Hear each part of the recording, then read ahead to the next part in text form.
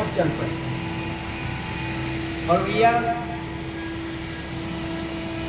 वयोधिश्रित्य, उसने चूल्हे के ऊपर दूध गर्म करने के लिए रखा था,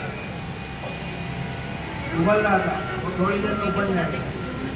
लेकिन उसी समय वो बंसी की आवाज सुनाई दी तो दौड़ करके चली गई चूल्हे का दूध पर। सब आई सय्याव मरुद्वास्या पराययो परिवेशेन्द्यः। कोई अपने घर में भोजन परोस रही थी,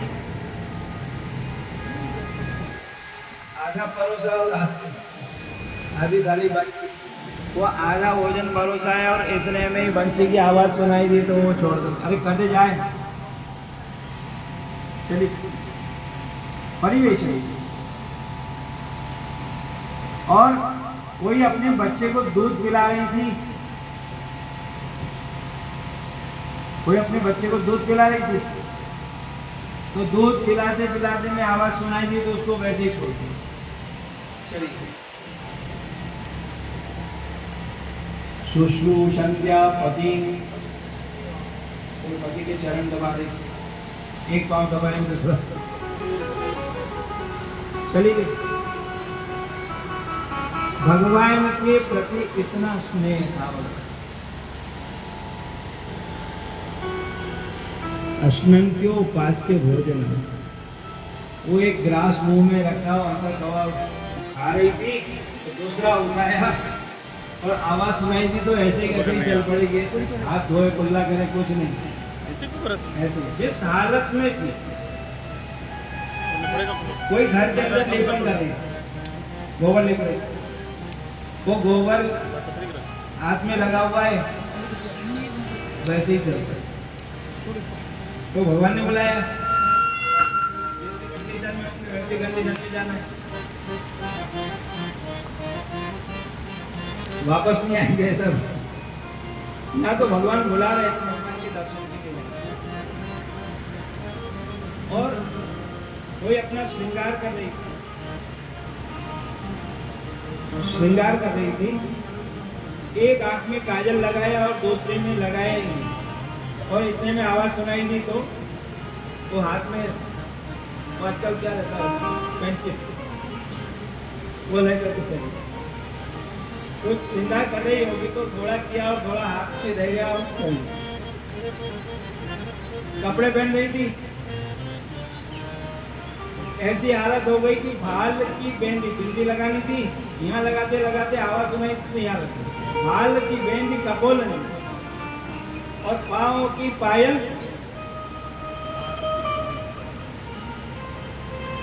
तो उल्टा सीधा हो गया, होश ही नहीं रहा, क्योंकि भगवान बुला रहे हैं तो चलो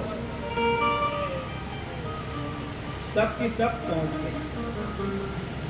और वहां जाने के बाद अच्छा कुछ लोगों को तो रोका भी गया, पतियों ने रोका, घर के लोगों ने रोका, अरे खड़े जाए, मैं आज रात के टाइम में कहाँ जा रही, भगवान बुला रहे पूजा। किसी को रोक दिया, पकड़ कर बंद कर दिया घर में, वो शरीर उसका वहीं पड़ा है लेकिन चलिए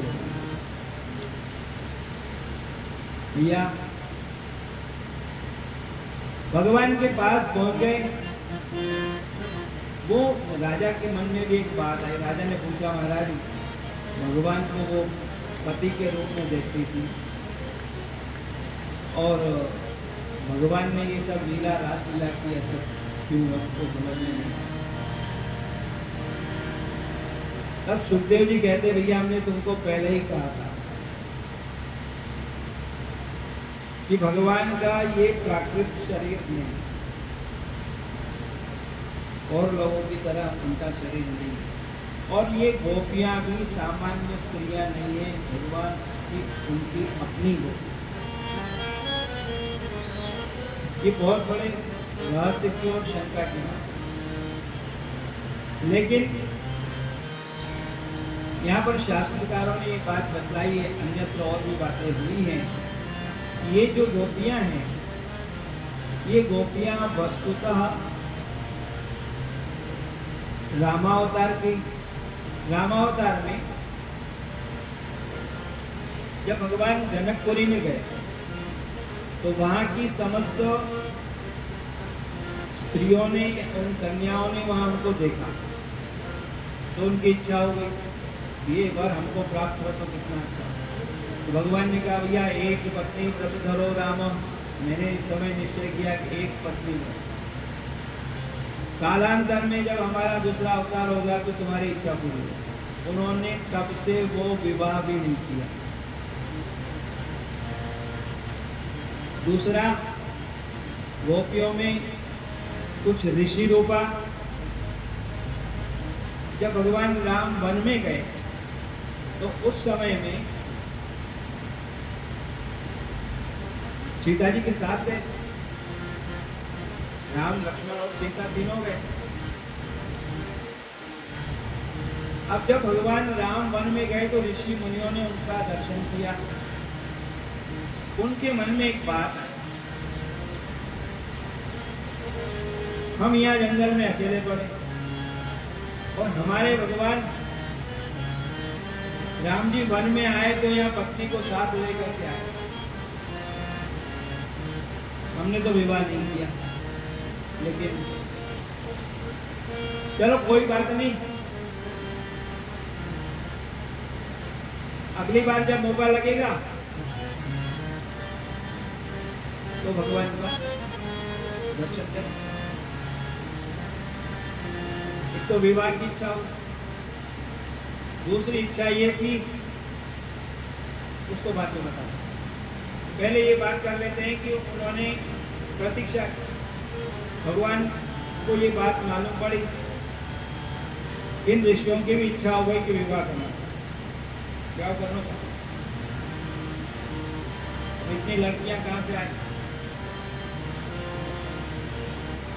तो भगवान लक्ष्मण जी ने बताया कि महाराज ये इनके मन में ऐसा चल रहा है।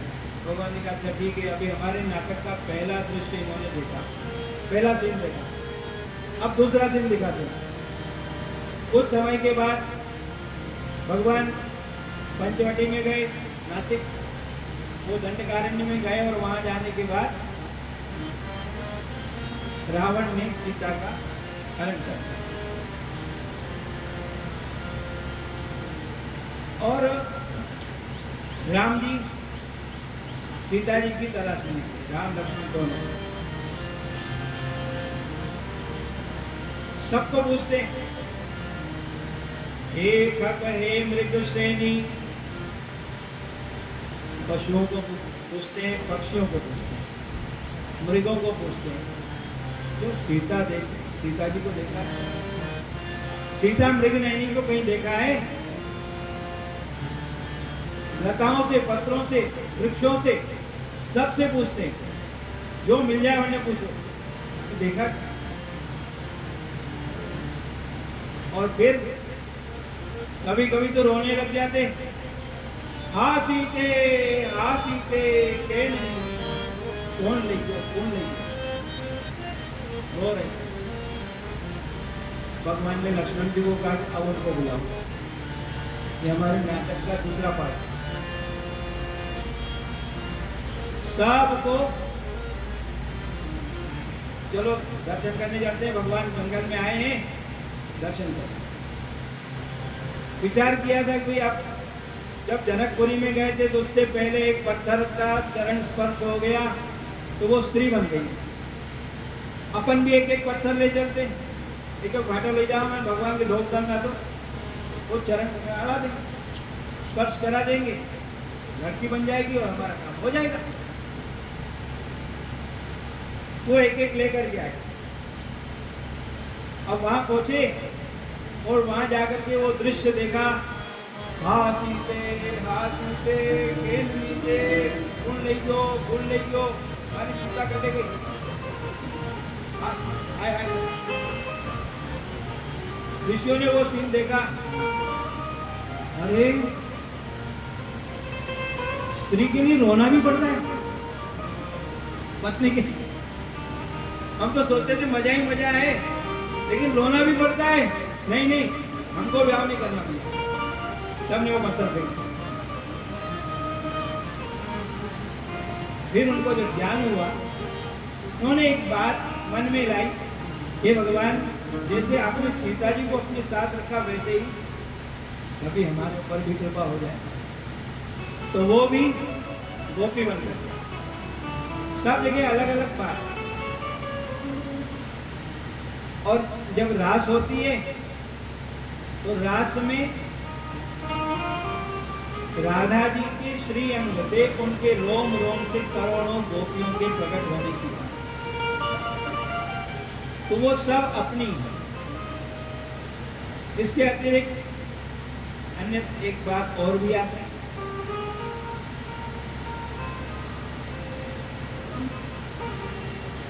जिस समय में ब्रह्मा जी महाराज ने बच्चे और बछड़ों को ले जा करके, कल सुनाया था ना कथा में कि ब्रह्मा जी लेकर के उनके बच्चे और बछड़ों को चले गए, फिर भगवान ने नए बना के 1 वर्ष तक ये लीला चली। उस वर्ष में उन्होंने ऐसी घोषणा करी, भैया अपने अपने लड़कों का, अपनी अपनी लड़कियों का विवाह कर दो, नहीं तो 2 वर्ष तक मुहूर्त नहीं आएगा।